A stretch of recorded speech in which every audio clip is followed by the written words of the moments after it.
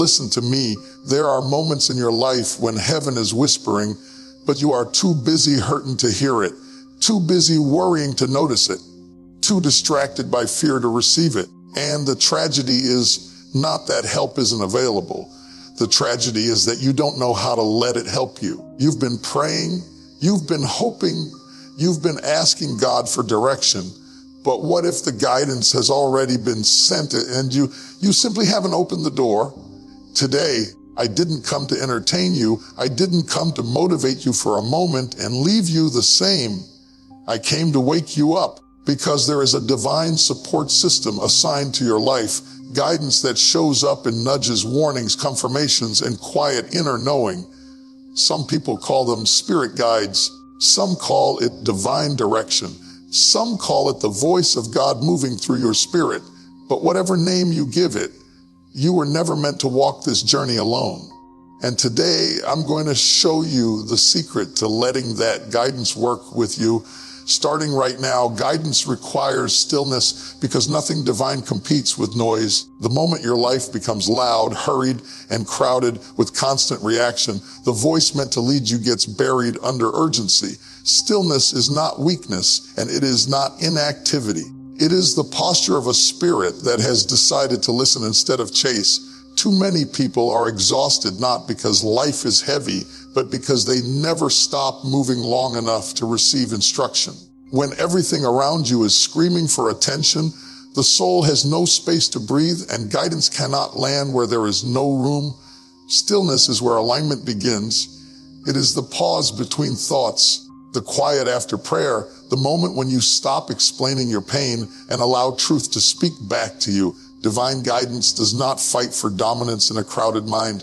It waits. It waits until you stop rehearsing fear, until you stop replaying yesterday's wounds, until you stop rushing toward tomorrow's anxiety. In that waiting space, clarity forms. What once felt confusing starts to make sense, not because the situation changed, but because your spirit did. Many people say they are seeking guidance, but what they really want is confirmation for decisions they have already made in panic. Stillness strips that away.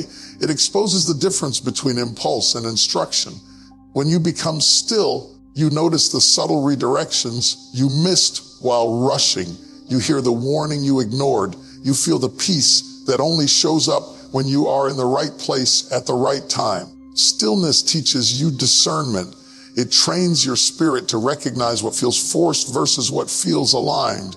There is power in stopping long enough to feel what your soul has been trying to tell you. Stillness allows emotions to settle so truth can rise. When the surface of water is disturbed, you cannot see clearly beneath it. But when the water becomes calm, depth is revealed. Your life works the same way. When you quiet the turbulence, you begin to see what has always been there: direction, purpose, and divine order. Stillness is also an act of trust. It says you believe guidance will meet you without you having to chase it. It says you trust timing more than urgency. In that quiet space, your spirit recalibrates. What once felt overwhelming loses its grip. What once felt uncertain begins to align. Stillness does not remove the storm, but it teaches you how to hear direction even while the storm exists. And when you learn to be still, guidance stops feeling distant and starts feeling present, personal and precise. Fear blocks spiritual communication because fear narrows perception. When fear enters the mind, it pulls all attention towards survival, control, and worst case outcomes. In that state, the spirit cannot receive guidance clearly because it is no longer listening. It is defending. Fear does not ask what is true. It asks what might go wrong. And when your inner world is governed by that question, every signal becomes distorted.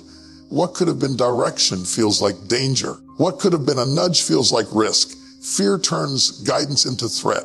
Spiritual communication requires openness, and fear closes the heart. It tightens the body, shortens the breath, and accelerates the mind. In that contraction, intuition loses its voice. You begin to second guess what you once felt sure about. You talk yourself out of clarity. You override inner knowing with anxious logic.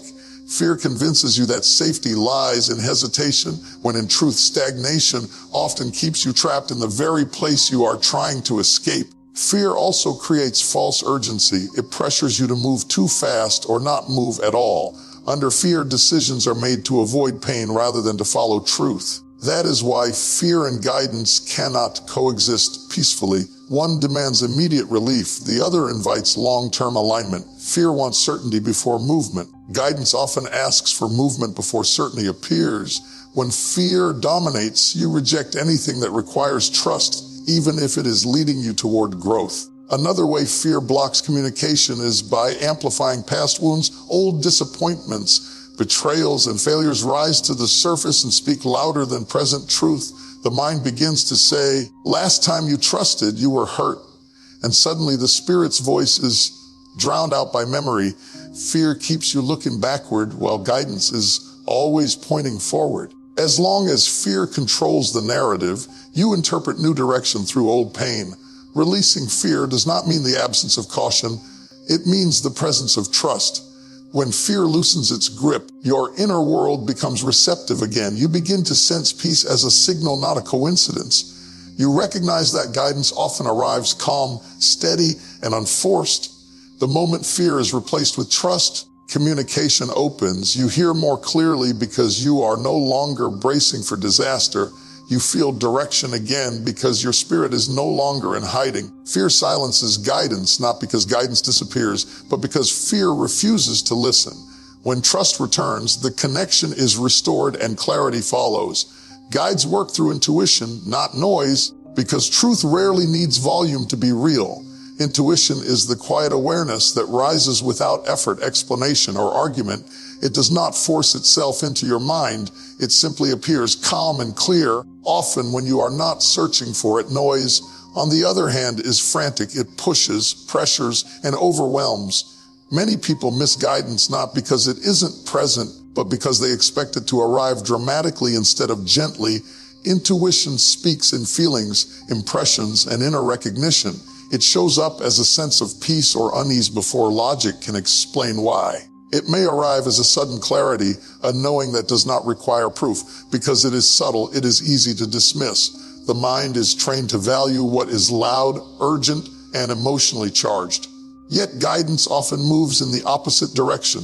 It waits for quiet moments, for gaps in conversation, for the still spaces between thoughts. Noise clouds intuition by flooding the mind with opinions, fears, and external expectations. When you are constantly processing advice, criticism, and comparison, intuition has no room to surface. It gets overridden by overthinking. You begin to analyze instead of sense. You demand certainty instead of alignment. In that state, guidance feels distant, not because it left, but because the mind is too crowded to recognize it. Intuition is also deeply personal. It does not sound the same for everyone. That is why it cannot compete with noise, because noise is collective and repetitive. Intuition is unique, specific, and intimate. It is tuned to your path, your timing, and your growth. When you learn to trust it, you realize it has been guiding you all along, through discomfort that protected you, through restlessness that pushed you forward, through quiet resistance that kept you from choices that looked good but felt wrong. Ignoring intuition weakens your confidence in it. Each time you dismiss that inner signal, the mind grows louder and the spirit grows quieter. Over time, you begin to rely solely on external validation. Yet the moment you slow down and listen again, intuition returns steady and patient. It does not hold grudges. It waits for recognition. Guidance through intuition does not arrive with anxiety. It arrives with calm certainty even when the direction is challenging. Noise demands reaction. Intuition invites alignment. When you learn to recognize the difference, you stop chasing signs and start sensing truth. And in that awareness, guidance becomes less mysterious and more natural, woven into the way you think, feel, and move through life. Alignment matters more than asking, because guidance responds to positioning, not repetition. Many people keep asking for direction while living in patterns that contradict the answers they seek. Words alone do not open spiritual pathways. Intention expressed through action does. When your life is misaligned, guidance may still be present, but it feels distant, confusing, or silent. Alignment creates clarity because it brings your inner world and outer choices into agreement. Asking without alignment often comes from impatience or fear. It is the desire for answers without the willingness to change habits, relationships, or environments that dull spiritual awareness. Alignment requires honesty. It asks you to look at what you are entertaining, tolerating, and repeating. When those things conflict with your higher direction, communication becomes distorted. Guidance does not force itself into a life that is constantly resisting its influence. Alignment is about coherence. When your values, actions, and intentions point in the same direction, guidance flows naturally. You stop needing constant reassurance because your choices already reflect what you believe. In that state, insight comes more easily, not because you asked louder, but because you are ready to receive. Alignment sharpens perception. It removes internal conflict, which is one of the greatest blockers of clarity. Many people pray for direction while remaining committed to comfort, but growth rarely aligns with comfort. Alignment may require releasing habits that numb you, conversations that drain you, or environments that keep you small. When you begin to realign, guidance responds with precision. You notice synchronicities, clarity in decision-making, and a sense of inner peace that does not depend on circumstances. That peace is not passive, it is directional. Alignment also builds trust. When you live in accordance with what you already know to be true, you prove to yourself that you are willing to move when guidance comes. That willingness strengthens the connection. Guidance is not withheld as punishment, it is revealed in layers. Each aligned step creates space for the next insight. When alignment is absent, those layers remain closed, not because guidance is gone, but because it cannot land in contradiction. The more aligned you become, the less you feel the need to ask repeatedly. Answers begin to meet you in moments of clarity, reflection, and quiet awareness. You recognize that guidance has always been present, waiting for cooperation rather than insistence. Alignment transforms asking into receiving. It shifts the focus from demanding direction to embodying readiness. And in that readiness, guidance becomes consistent, clear, and deeply integrated into the way you live. Confirmation comes in patterns because truth is consistent, not random. Guidance does not rely on a single moment to make itself known. It repeats, reinforces, and reappears until it is recognized. Many people miss confirmation because they are looking for one dramatic sign while guidance is quietly forming a trail. When the same message shows up through different experiences, conversations, or inner realizations, it is not coincidence. It is alignment being emphasized. Patterns reveal direction over time. One event can be dismissed, but repeated impressions carry weight. When you notice similar themes returning, ideas resurfacing, opportunities aligning, or cautions repeating, it signals something intentional at work. Guidance speaks through repetition because repetition builds recognition. The mind may question a single instance, but patterns are harder to ignore. They create familiarity, and familiarity builds trust. Confirmation often arrives through people and circumstances rather than dramatic experiences. A conversation echoes a thought you have been carrying. A situation mirrors a feeling you have been trying to understand. A door closes repeatedly in the same direction, or the same opportunity keeps presenting itself in different forms. These are not accidents, they are signals arranged to meet you where you are paying attention. Guidance uses what you already engage with to get your attention. Patterns also help distinguish true guidance from impulse. Impulse is emotional and temporary. It rises quickly and fades just as fast. Guidance is steady, it does not rush, and it does not disappear when challenged. When a message continues to return even after doubt, delay, or distraction, it carries weight. That persistence is a form of confirmation. It shows that the direction is not dependent on mood or circumstance. Ignoring patterns leads to confusion. When repeated signals are dismissed, clarity feels harder to reach, not because guidance stops communicating, but because the language is being ignored. Patterns are the vocabulary of confirmation. They teach discernment by showing you what remains consistent when everything else changes. Over time, you begin to recognize how guidance repeats itself in your life, not loudly, but reliably. Confirmation through patterns also builds confidence. Each repeated signal strengthens awareness. You begin to trust your perception, not because you are forcing meaning, but because meaning keeps presenting itself. Patterns do not demand immediate action. They invite recognition. Once recognized, decision-making becomes clearer. You stop second-guessing and start aligning. In that awareness, guidance no longer feels distant or mysterious. It feels intentional, organized, and deeply connected to your journey. Obedience activates the next instruction because guidance unfolds through movement, not intention alone. Many people wait for complete clarity before taking a step, but clarity often comes after action, not before it. Guidance is progressive. It reveals itself in stages, responding to your willingness to move with what you already know. When you act on the insight you have, even if it feels incomplete, you signal readiness for more. Obedience is not about perfection. It is about responsiveness. It is the decision to honor direction even when the outcome is unclear.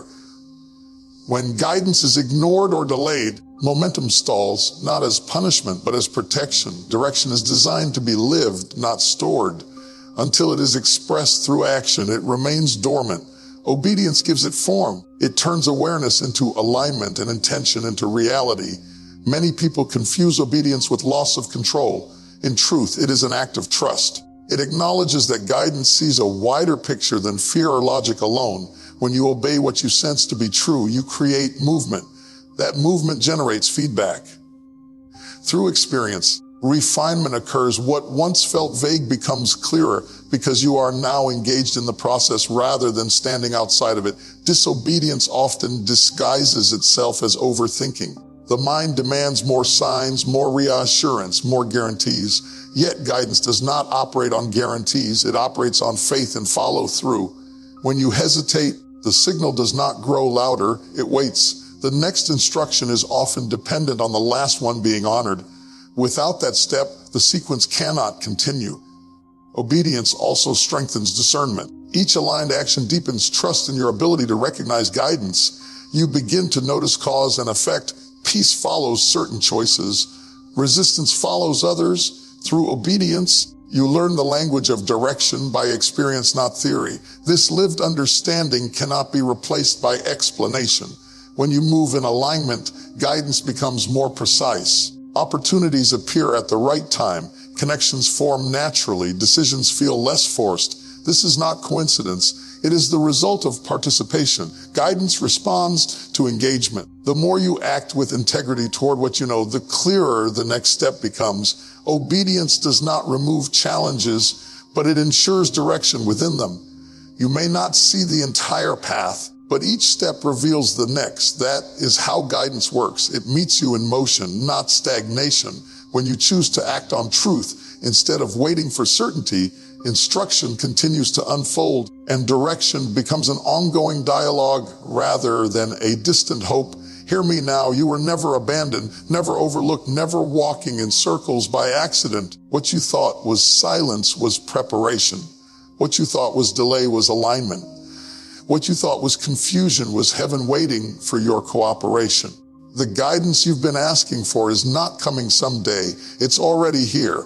It's been walking with you in quiet moments, standing beside you in hard decisions, whispering to you in the pauses you tried to rush past. And now that you know how to listen, how to trust, how to move, you can no longer say you don't know what to do. This is your moment to stop waiting for signs and start becoming responsive, to stop asking for clarity and start honoring the clarity you already have. Because when you move, heaven moves.